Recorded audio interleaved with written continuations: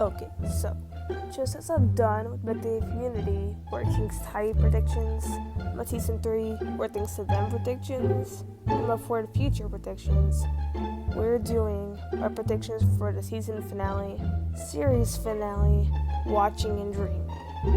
Now, I know you were thinking about the thumbnail with Normal Hunter and Possessed Hunter, and wanting me to talk about the final battle. But of course, I'm saving it for last because it's this thing I want to happen in the final episode by far the most. We still got a few predictions to cover before them, so let's get into it.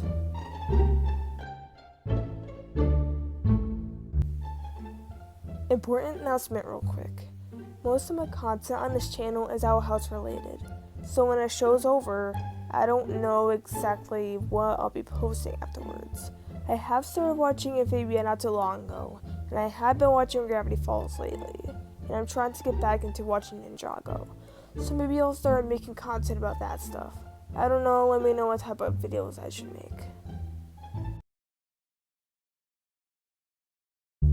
I know I'm going to end up regretting predicting this if it actually happens, but the storyline of the Owl House is very similar to the storyline of Amphibia.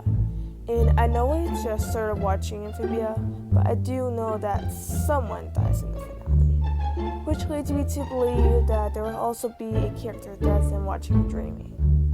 Now obviously, this is the question we need to ask ourselves. Who will it be? Now, we've seen so much foreshadowing in the show, especially when it thinks them. We've seen the scene from season 1 or 2, I can't exactly remember, but it was of Luz planning out a timeline of events about her delusions of herself as Zora. And the events she put on a timeline, at least most of them, turned out to be foreshadowing events that did happen later in the show. And notice how the final event she put on a timeline is that Azora dies. Now, since all the other events came true in the show, not like it's a pretty for this one. I mean, it's more than likely going to happen in Watching and Dreaming, unfortunately. Now let's go over all the foreshadowing and things to them. When Luz and Hunter went searching in the shack because Hunter thought he saw Bellows, but always thought that Bellows was still alive. Notice how when they both went upstairs thinking that Bellows was gone for good, Hunter's shadow had horns on his head, which happened to be foreshadowing that he would be possessed with Bellows, which did happen near the end of the episode. But look at Luz's shadow. It shows some sort of stick or weapon that is going through her chest or torso. Now, some people are assuming that it's probably her talisman because they're in denial. Why would Dana make this detail show up in her shadow in such a foreshadowing manner if it was her talisman? Especially since Hunter's shadow turned out to be foreshadowing. It doesn't even look like a talisman at all, at least to me. If it was, wouldn't it have some sort of circle thing on the tip of it, like a normal talisman? Alright, last piece of foreshadowing that I've noticed.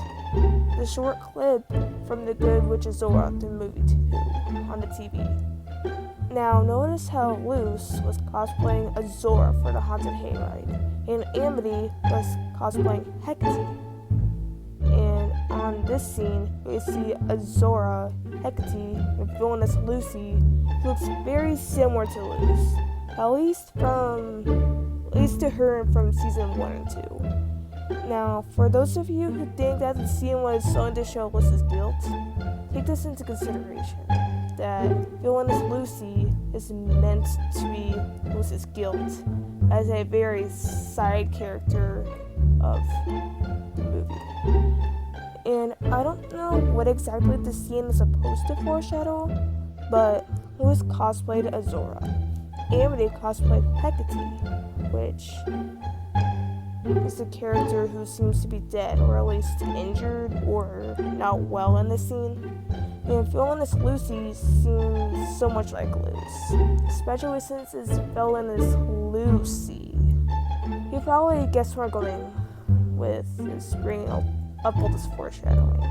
If you haven't caught onto it already, I'm explaining why I'm predicting that Luz will be the character that gets killed in the finale. Please don't hate me, it's just me looking at pre-existing foreshadowing and interpreting it into a prediction. Especially since that has happened in the show. All the questions that need to be answered, and any other theories or headcanons that they still have with the characters. Unless announced on Twitter, all comes down to this one final episode.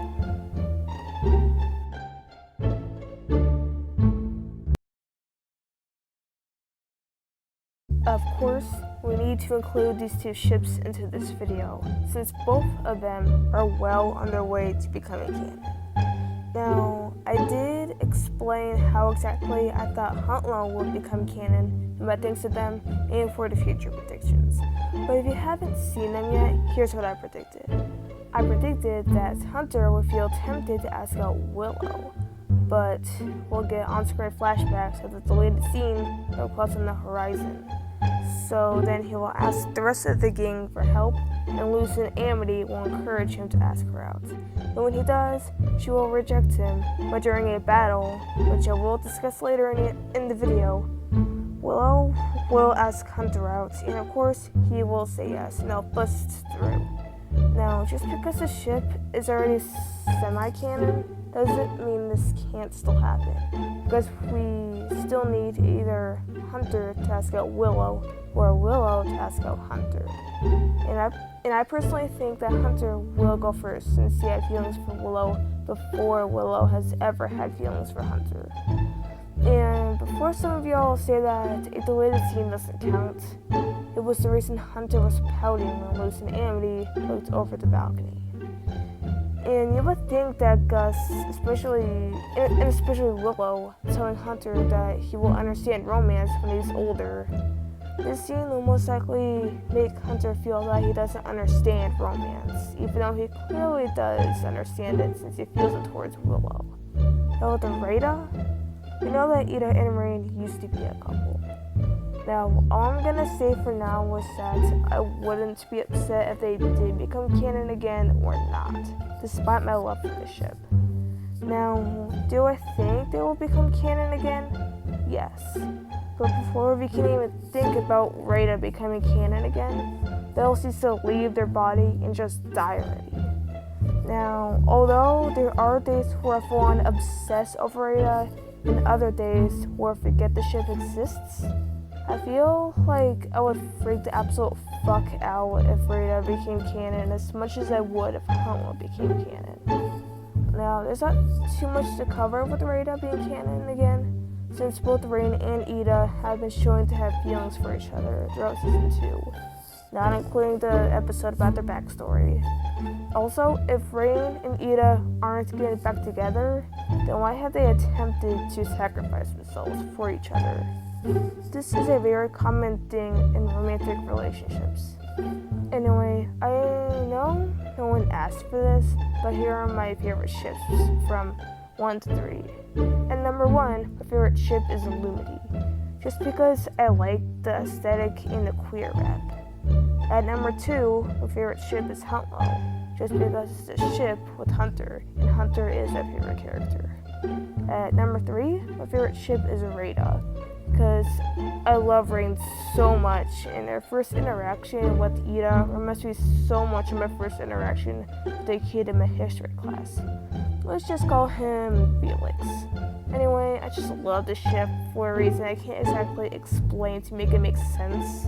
Anyway, enough with the romance. Let's get into the prediction you've all been waiting for.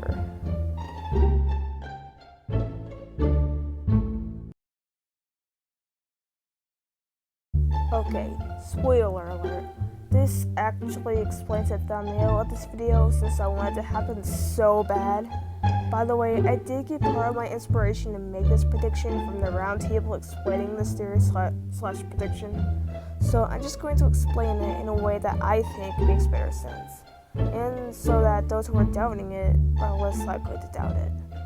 Now, we know that whatever a corpse Bellis possesses disintegrates as it feeds off of the flesh and pretty much the entire body. This means that whether someone breaks Rain free from Bells' possession, or they end up dying from Bells feeding off of them, Bells will need to take a new physical form. And about that Grimwalker scene in the previous episode, he had one Grimwalker left that was still under production, since when he tried to possess it, it started to fall apart. And when it did, Bells said it's not ready, then left it. I hope to God that this Grimwalker becomes part of Bells' plans for the finale. I mean, he is not the type of villain to just give up after a few attempts. He keeps trying until he gets what he wants. We can tell just based off how many Grimwalkers he has made in hopes to precisely replicate his brother to manipulate him, and the fact that he keeps consuming talisman to keep himself alive because he doesn't want to accept his fate. And the bigger things that I'm pretty sure I've already mentioned, he's still trying to manipulate and control his brother Caleb. And let's be honest, why would Dana put a scene like this into the episode if it's not going to play a role in the finale? Especially since it's Grimwalker lore.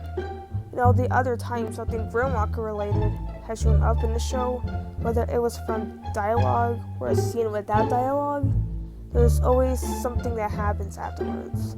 So I think that we will get a final battle consisting of the Hexite Squad versus Bells in the Grimwalker's body. It looks exactly like Hunter. Now, just with those many scars of brown eyes.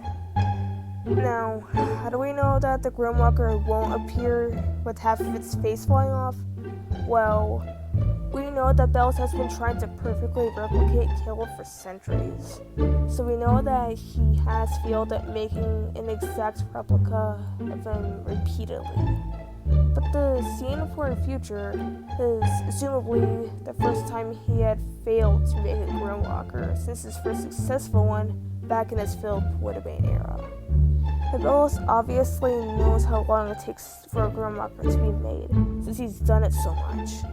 So he may have thought that the Grimwalker in his lab was done, but since it was falling apart, and especially since he said it's not ready, this could mean that by the finale, the Grimwalker could be done in production. And when Bells knows it's finished, he will for sure possess it. And let's be honest, who doesn't want to see Hunter fight Bells in a body that looks exactly like him? And Hunter can't just stay as Slade in the land of clones. No, I think I went way too into detail with this one, but I just wanted to happen so bad. Oh, and a little bit of an extra detail that I decided to just put in here while I was editing the video. Bells does not want to accept the fact that he deliberately killed his brother. And just because it's impossible, or at least it's not right, to be able to bring someone from the dead back to life, especially if you're the one who murdered the person. Like, it would only make sense that the Grimwalker, if Bells does try to possess it again, that it looks exactly like Hunter. Because he did say in Home of Mind that out of all the Grimwalkers, he looks the most like Caleb. Which means that, at least in my opinion, the Grimwalker that Bells may end up possessing in the next episode will look exactly like Hunter instead of Caleb. Because that wouldn't make any sense, since that would almost be like he just brought Caleb back to life, and it doesn't work that way. And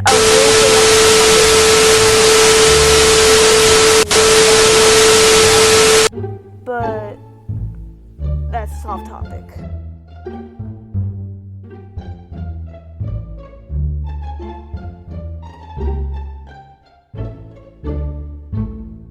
Okay, so I recorded everything before this in one night, and it sort of ruined my voice for a couple days, and I still think I should let myself get better, but I don't want to keep this final part of the video unfinished. Anyway, that's gonna wrap up this video. Hope you found it somewhat entertaining, and hopefully I convinced you to agree with some of my predictions. Anyway, this is the series finale, which means that unless we get a spin-off series sometime in the future, this episode is it. The show is completely done after this. And to be honest, I'm kinda gonna miss this show, mainly because it got me into studying about LGBTQ and neurodiversity. And y'all haven't really noticed this in me as much as other people I know in real life, but the Owl House has taught me to come true to my identity. And it helped me to find out that I'm trans and bi. Anyways, as I said in the intro, the Owl House is my main content, so let me know what kind of videos I should make when the show is over.